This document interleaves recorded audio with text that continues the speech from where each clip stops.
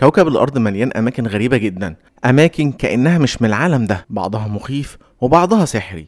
في الفيديو ده هنتكلم عن 5 أماكن مش هتصدق إنها موجودة أصلا. وادي الموت، والموجود في الولايات المتحدة، مكان حرارته بتوصل ل 56 درجة مئوية، والعلماء مش فاهمين إزاي في صخور بتتحرك لوحدها بدون تدخل أي حد. وجزيرة الدوما في المكسيك، جزيرة مليانة ضمم مرعبة متعلقة في الأشجار وكلها بتتحرك بفعل الرياح، لكن الناس بيقولوا إنها مسكونة. البوابة إلى الجحيم في تركمانستان، حفرة ضخمة في الأرض مشتعلة من أكتر من 50 سنة والعلماء مش قادرين يطفوها. بحيرة ناتروم في تنزانيا، بحيرة لونها أحمر دموي، وأي حيوان بيقرب منها بيتحول لتمثال حجري بسبب المعادن السامة اللي فيها. الغابة المنحنية في بولندا، أشجار كلها منحرفة بزاوية غريبة جدا وكأنها معمولة بفعل فاعل. هل بقى يا ترى لو سنحت لك الفرصة تزور أحد الأماكن دي، أي واحد فيهم هتختاره؟